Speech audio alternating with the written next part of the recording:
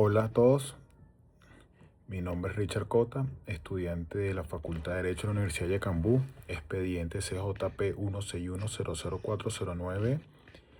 Hoy vamos a analizar uno de los conflictos jurídicos más importantes de la última década en Venezuela, el choque entre el derecho internacional de los derechos humanos y nuestra Constitución. Hablamos específicamente de la sentencia de la Sala Constitucional del TCJ, expediente 150992 del 10 de septiembre del 2015. Este documento es la respuesta contundente del Estado venezolano al fallo de la Corte Interamericana de los Derechos Humanos en el caso Granier y otros, Radio Caracas Televisión contra Venezuela. El contexto es conocido en el 2007, cuando no se renovó la concesión a RCTV.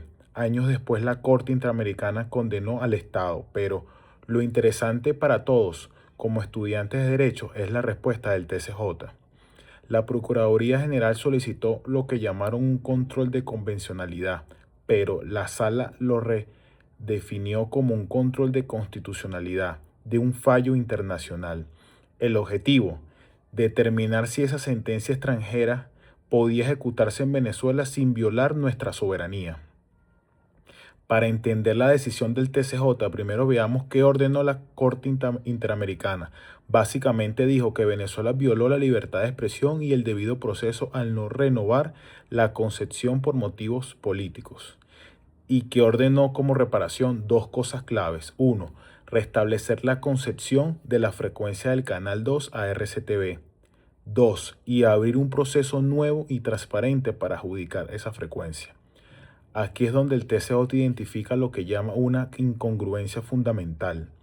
El Tribunal Supremo dice, un momento, la propia Corte Interamericana reconoció en su fallo que el espectro radioeléctrico es bien de dominio público y que RCTV no tenía un derecho adquirido a la renovación, sino una simple expectativa. Entonces la pregunta jurídica que plantea la sala es lógica. Si la propia Corte admite que no había un derecho a la renovación, ¿cómo puede ordenar que se restablezca la concesión? Para el TCJ, esta orden es totalmente infundada y contradictoria y se convierte en el punto de partida para declarar la inejecutabilidad. Ahora, entremos en la carne jurídica del asunto. La Sala Constitucional fundamenta su decisión en tres pilares que debemos dominar. Primero, la supremacía constitucional frente al artículo 23. Todos conocemos el artículo 23 de nuestra Constitución, que da jerarquía constitucional a los tratados de derechos humanos, pero el TCJ hace una interpretación restrictiva aquí. Dice que esa jerarquía aplica a las normas que crean derechos, no a los fallos o sentencias de organismos internacionales. El argumento es que ningún fallo extranjero puede estar por encima de la Constitución, que es la norma suprema según el artículo 7. Si una sentencia internacional choca con la Constitución prevalece.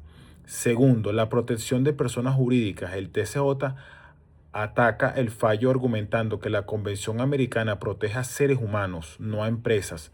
La sala dice que la Corte Interamericana se extralimitó al tutelar los derechos de una compañía mercantil, RCTP, compañía anónima, bajo la excusa de proteger a sus accionistas.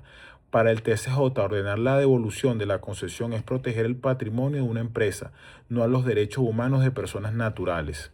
Tercero, la violación del patrimonio de subsidiariedad.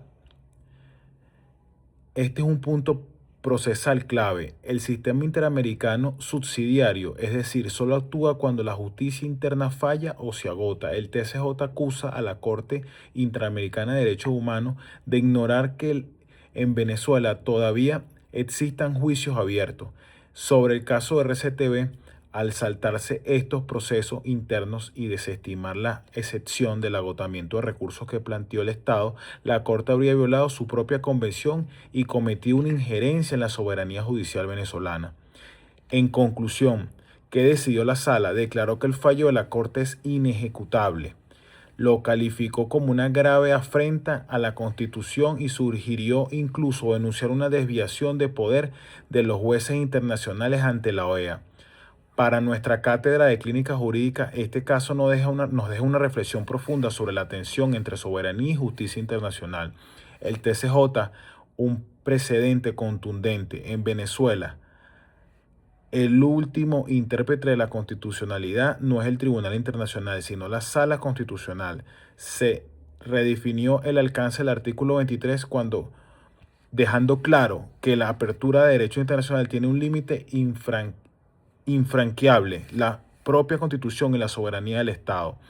En este núcleo de debate puede el derecho interno anular una orden internacional de derechos humanos. En el caso de RCTV, la respuesta de Venezuela fue un rotundo sí.